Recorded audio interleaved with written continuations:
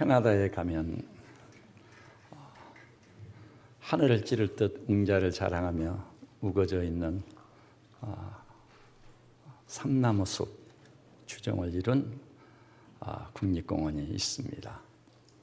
세계 도처에서 수많은 관광객이 그것을 찾는데 특이한 것은 그 숲속을 거니는 과정 중에 가이드가요, 삼나무가 절단된 단면을 보여준답니다. 이 삼나무를 보십시오. 여름을 지나던 자국입니다. 영하 20도, 30도를 넘나드는 추위를 지날 때 자란 부분입니다. 이 부분은 병들어서 사람을 말하자면 생사의 기로에서 고투를 벌릴 때 자란 부분입니다. 또 이 부분은 숲속에 불이 나가지고 이 삼나무가 죽기 직전까지 갔는데 그때 찍혀진 자국입니다. 다시 말해서 삼나무 나이테 속에는요, 그 삼나무의 역사가 기록되어 있다는 사실입니다. 나이테는 성장 기록인 것입니다. 삼나무가 외형적으로 볼 때는 적은 나무에서 큰 나무로 자랐을 뿐인데 나이테를 볼 때 우여곡절 많은 성장 과정을 지나온 것입니다. 그것이 나이테에 고스란히 남아있어요. 이처럼 우리네 인생도요, 성장 과정이 인생의 나이테에 찍혀 있다는 사실입니다.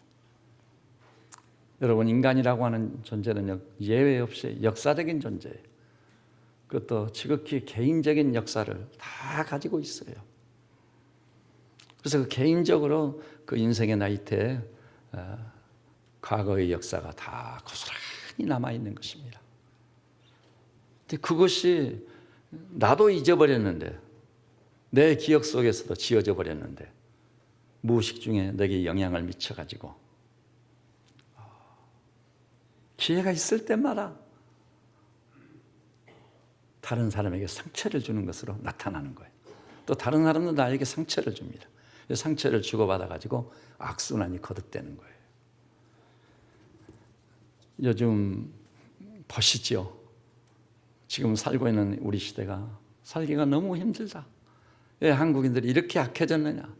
국내에서나 국외에서도 한국인에 대한 평가가 지금 위험한 지경에 가 있다고 보고 있는 것이. 왜 이렇게 됐을까요? 우리 조국의 역사와 더불어 국민 개인의 역사가 똑같이 많은 상처로 얼룩져 있기 때문이에요. 일제치하에서 국권을 상실한 나라를 생각해 보세요. 그 상처가 얼마나 깊었겠습니까?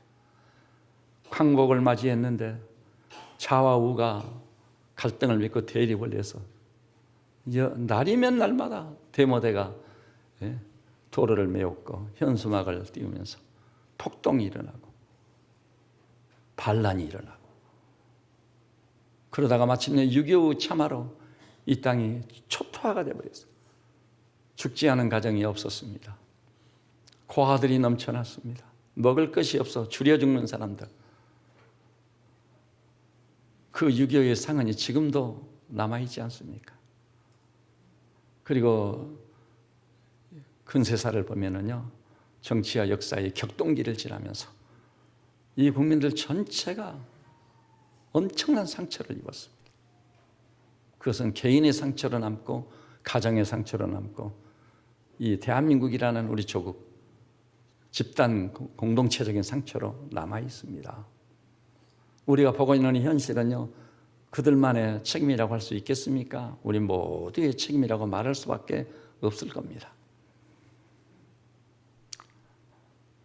여러분이 그 성한종 씨 맞지요? 경남그룹 회장을 지내신 분, 이번에 자살한 분, 그분을 심층적으로 취재한 분, 그 취재를 제가 아주 흥미롭게 들었습니다. 너무나 가난해가지고 어머니를 따라 서울로 올라왔습니다. 어린 마음에 엄마하고 같이 살 수만 있으면 좋겠는데 그럴 형편이 못되니 엄마는 남의 집에 식모로 가버리고, 그리고 자신은 잘 것도 없고 먹을 것도 없어서 굶어 죽을 수밖에 없는데 어느 교회 목사님이 거두어가지고 먹여주고 재워주고 했답니다. 그러면서 신문팔이, 껌팔이, 구두 닦기 안 해본 것이 없어요. 어머니하고 같이 살지 못하는 것이 너무나도 큰 상처로 남아있는 거예요.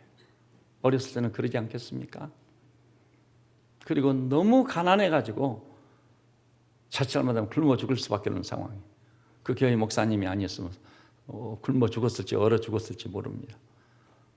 그것이 남긴 깊은 상처, 그것을 지나면서 어떤 일이 있어도 나는 돈을 벌어야 되겠다. 큰 돈을 벌어야겠다. 이 가난을 좀 면해야 되겠다. 이 지긋지긋한 가난. 그리고 남보라는 뜻이 부자가 돼서 떵떵거리고 살아와야 되겠다.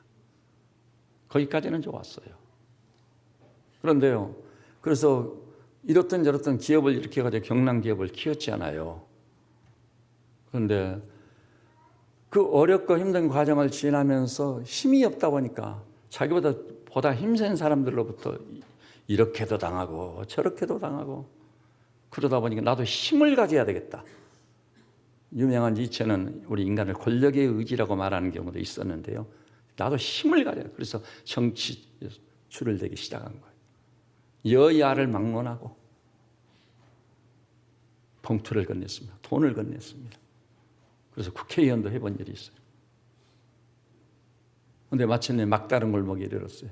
기업도 무너졌고 그다음에 줄을 댔던 사람들도 자기를 보호해 주지는 않을 싶어. 이럴 수도 없고 저럴 수도 없어. 갈 수 있는 길은 자살밖에 없었던 거예요.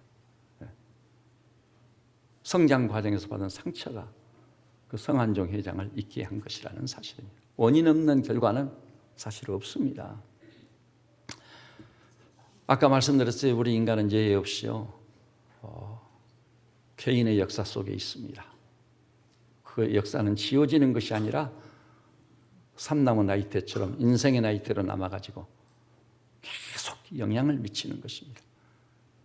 그래서요, 우리 한국적인 상황에서 볼 때는 상처 없는 사람은 아무도 없어요.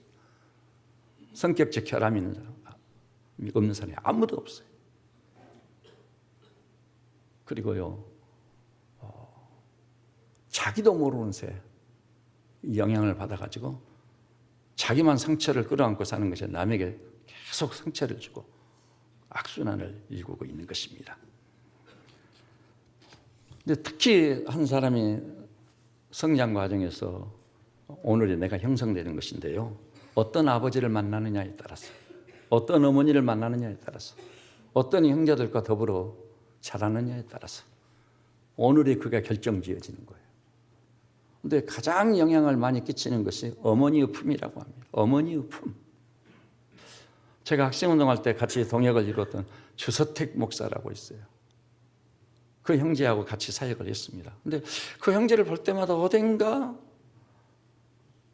아주 쓸쓸하고 애로운 그 눈동자에 어린 것이 뭔가 슬픔과 비극을 안고 있는 듯이 보이곤 했어요. 그 이유가 무엇인지를 마침내 알게 됐습니다. 시골에서요, 농사를 짓고 살았대요. 9식구예요. 근데 그에 흉년이 들어가지고 먹을 것이 없어요. 그래가지고 9식구가요, 한 방에 다 누워가지고 눈이 가물가물하는 거예요. 이것을 보다마는 어머니가요, 그래도 양식을 마련해 보겠다고 나갔습니다. 그런데 오후쯤 돼가지고요, 양식을 구해와서 죽을 써가지고 가족들한테 나눠서 먹였습니다. 그래서 죽이지만 감지덕지 그 한 그릇을 비우고 마당에 나와서 우물물을 뜨고 있는데 마침 저 부엌에서 어머니가 그 불을 지피고 계시더라네요. 그래서 이렇게 보니까 다른 때와 달리 수건을 쓰고 있는데 수건이 이렇게 흐트러지는지 수건을 벗어가지고 다시 쓰려고 하는 순간 딱 본 거예요. 그렇게 치렁치렁하고 긴 머리, 예쁜 머리를 자랑하던 어머니의 머리가 완전히 민둥이가 되어 있는 거예요. 이럴 수가 있는가. 그래서 물을 뜨다 말고 달려가지고 어머니 머리가 왜 이렇게 됐습니까? 이 얘기를 터머지 안 해주는 거예요. 그래서 울며 보채며 어머니 머리가 왜 이렇게 됐느냐고 울부짖으니까 그 어머니가 너희들이 먹은 죽을 만들기 위해서 내가 머리를 팔았노라. 그때 그 어머니의 품속에 파고들면서 엄마 얼마나 통곡하고 울었는지 한이 맺혔어요. 정말 가난을 면해야 되겠다. 어떻게 하면 돈을 벌 수 있을까? 근데 초등학교 5학년이 됐는데요. 친구하고 얘기를 나누는 그 친구도 굉장히 가난한 집 아들인데 이런 얘기를 하더라네요. 자기 아버지가 자동차에 치여서 죽었대요. 교통사고가 난 거죠. 근데 그 자동차 회사에서 많은 돈을 가져다 줬대요. 그래가지고 먹을 것도 먹을 수 있게 됐고 입을 것도 입게 된 거예요. 이 말을 듣는 순간 나도 길가에 나가서 자동차에 부딪혀 죽은다면 남은 가족들은 그래도 먹을 것이 풍족하지 않을까. 그래서 저 도로로 나갔대요. 자동차에 부딪혀 죽으려고. 가난의 상처가 얼마나 깊었으면 그랬겠습니까?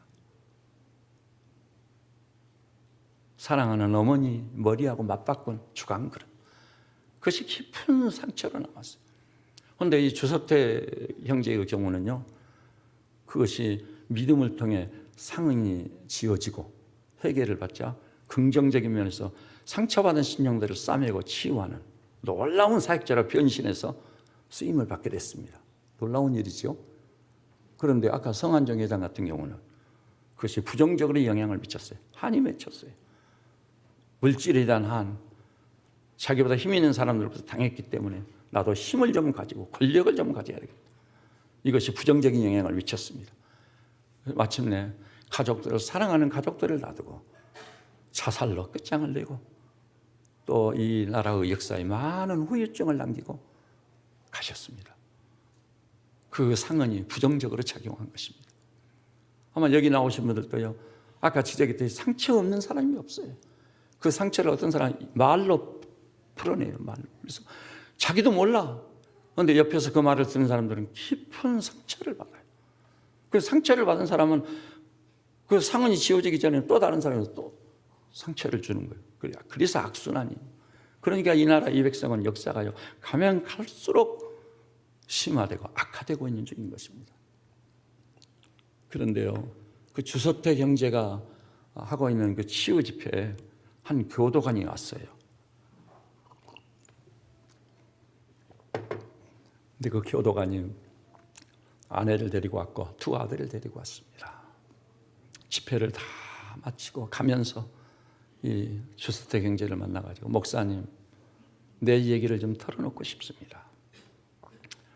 나라는 사람은 분명히 교도관이라는 빤듯한 직장도 있고 또 집을 지키는 사랑하는 아내도 있고 두 아들도 잘 자라줬고, 근데 왜 내가 이렇게 불안한지, 왜 이렇게 긴장감이 있는지, 왜 이렇게 늘 초조한지. 그래서 직장에서 동료들과 어울리지를 못하는 거예요. 인간관계가 아주 서툰 거예요. 직장만 끝났다면 집으로 와버리는 거예요. 그 아버지 밑에서 자란 아들들이 아버지를 닮아가지고요, 학교가 끝났다면 모두 바로 집으로 와. 친구들하고 놀지도 않아.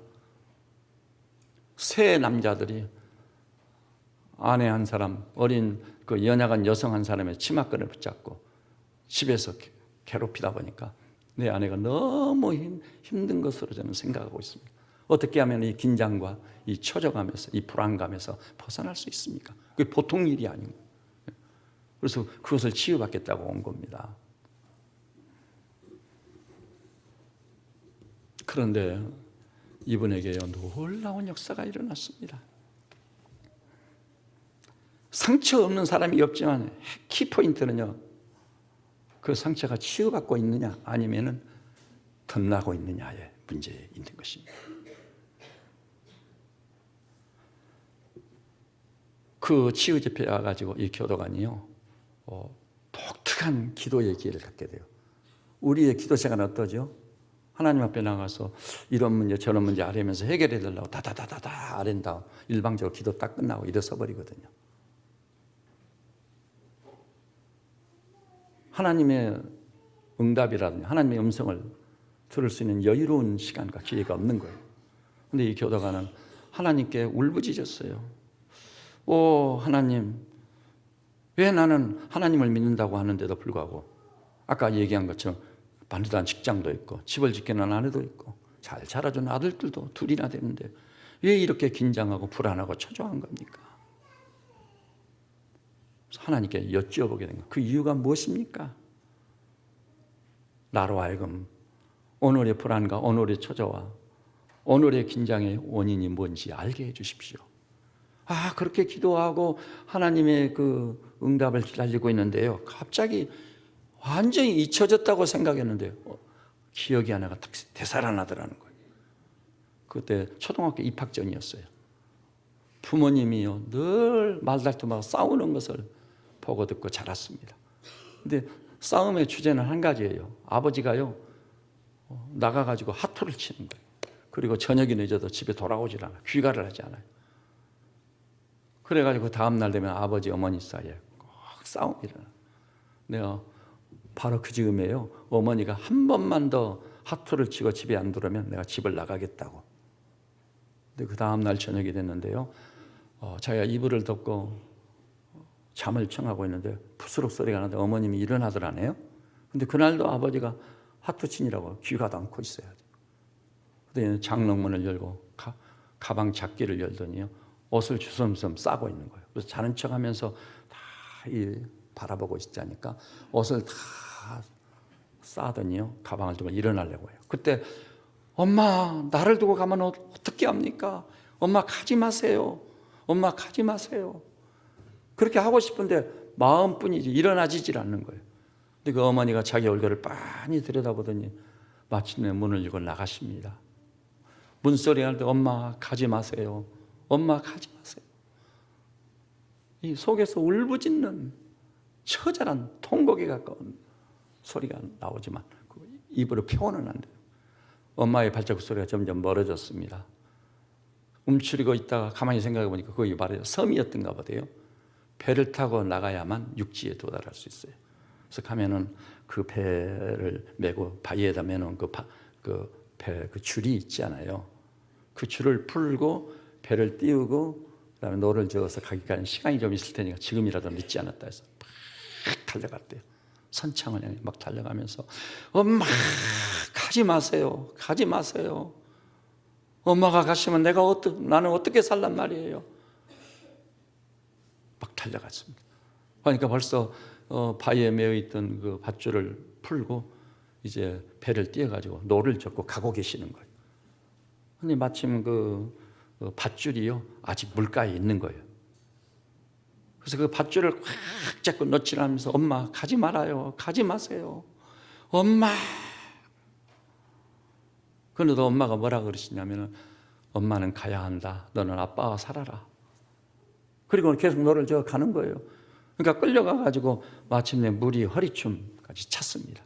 그래도 목숨을 걸고 사력을 다해 잡고 엄마 가지 마세요. 조금 있으면 물이 잠겨서 아들이 죽을 수도 있는 상황이에요.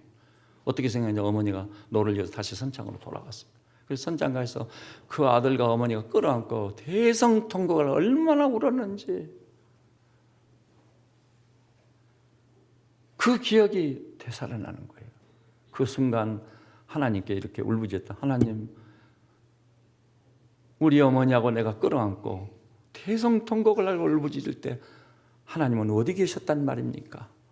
볼지어다 세상 끝날까지 내가 너희와 항상 함께 있으리라고 약속하셨는데 그때 하나님께서는 어디 계셨단 말입니까?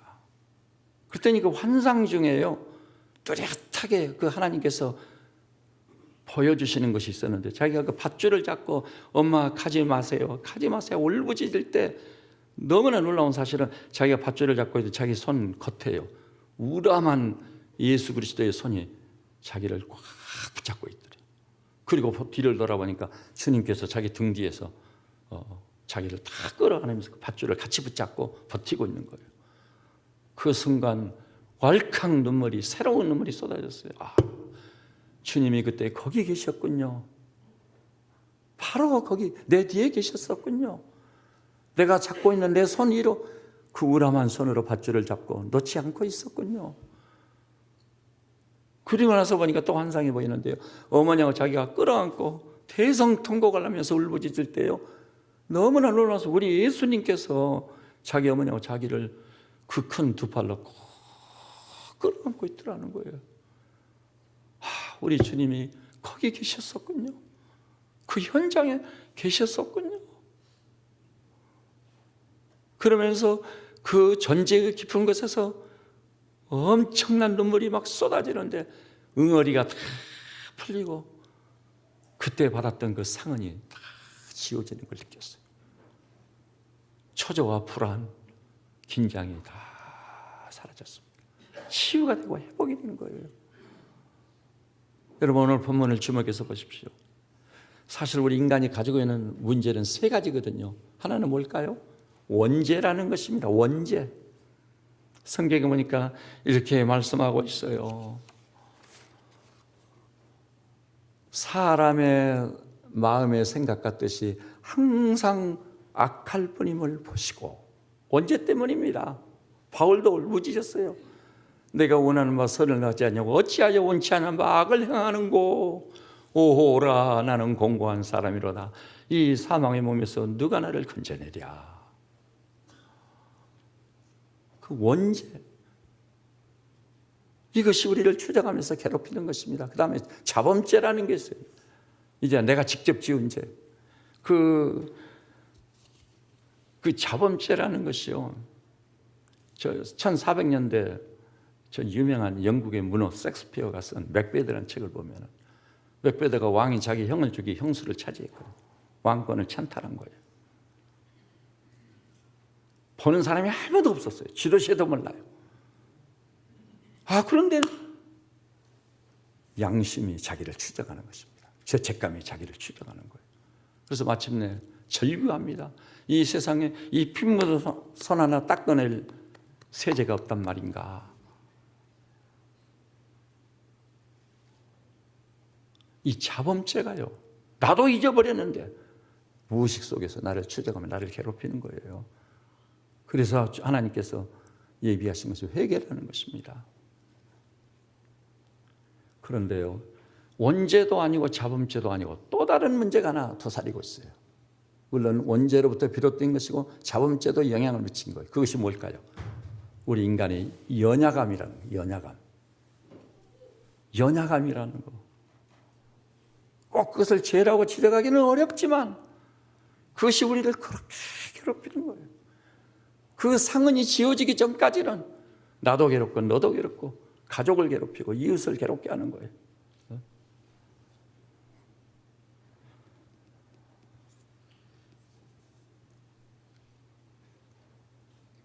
그 상처나 상흔은 반드시 내가 알고 인정하고 치유를 받아야 돼요. 오늘 성경에 보니까 이와 같이 성령도 우리의 연약함을 도우시나니. 그렇습니다.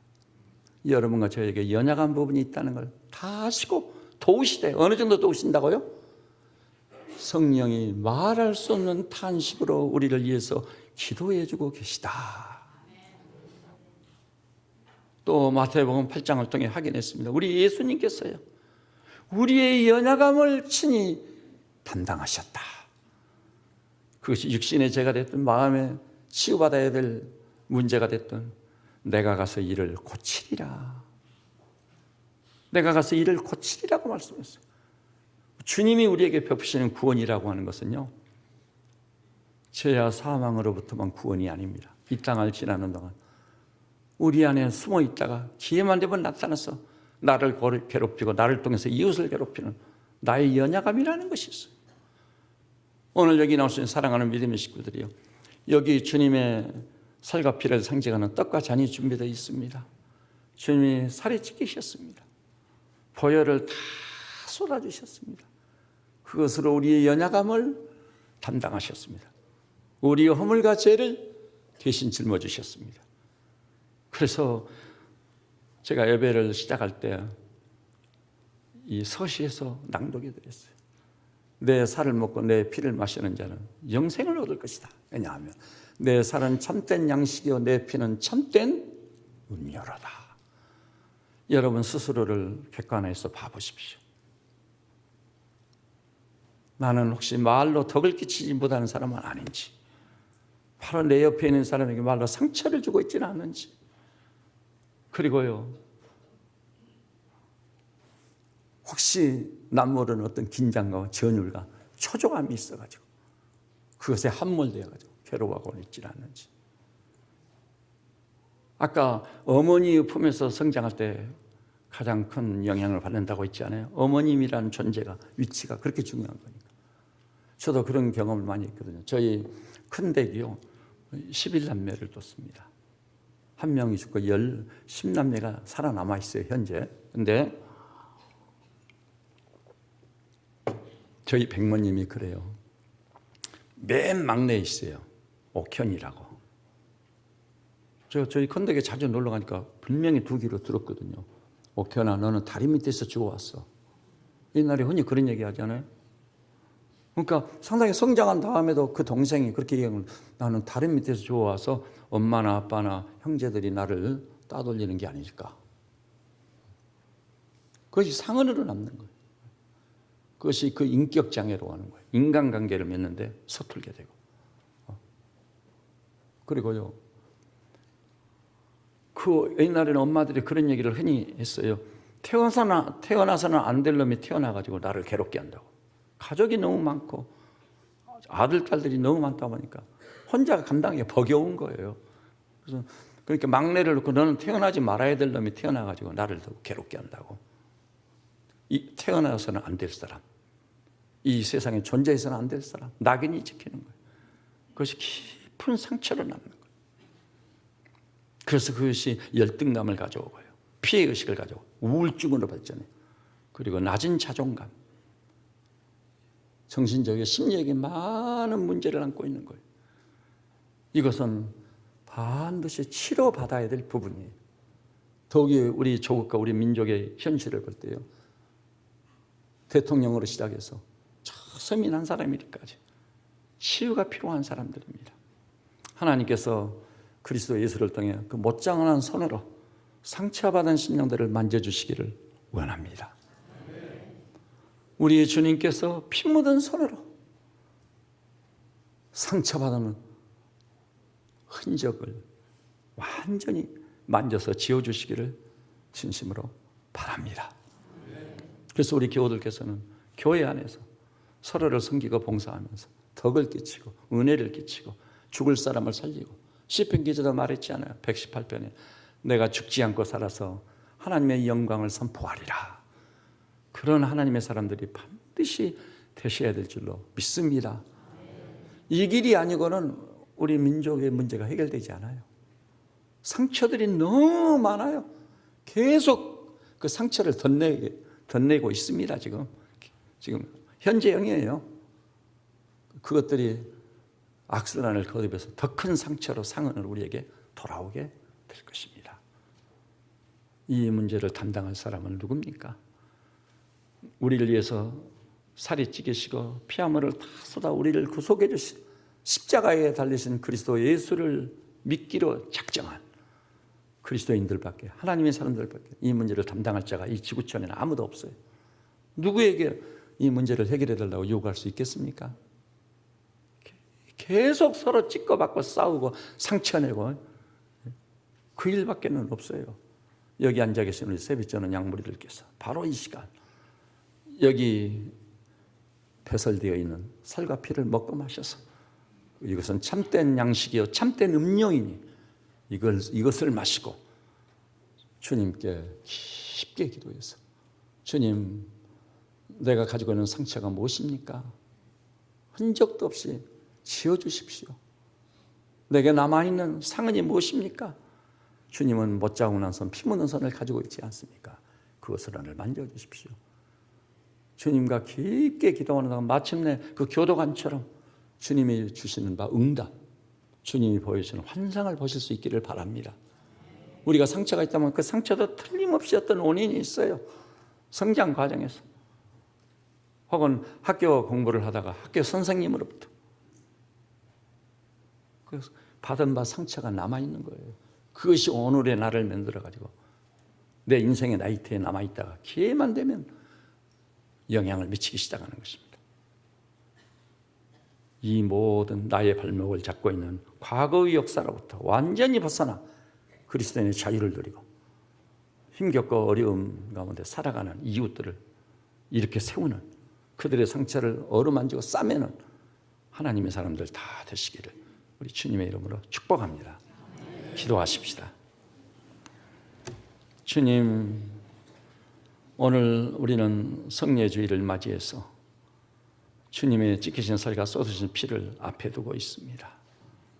받아 먹으라, 받아 마시라 말씀하신 주님, 주의 살과 피를 먹고 마시겠습니다. 못자고난 손으로 우리 성도들 상처받은 심령들 다 어루만지셔서 흔적도 없이 지어주시고 상처받은 심령들을 치유하고 어루만져 세우는 하나님의 종들로 쓰임받게 하여 주시옵소서. 오 주님, 우리 민족의 역사 죄와 허물로 얼룩진 역사입니다. 주님, 국권을 빼앗기고 동족끼리 총뿌리를 겨누 이 땅을 초토화시킨 굴곡의 역사를 가지고 현대 역사를 볼 때 또 엄청난 혼란과 격동기를 보냈습니다. 이런 과정을 지나는 동안 너무나도 많은 상처들이 우리에게 남아 있습니다.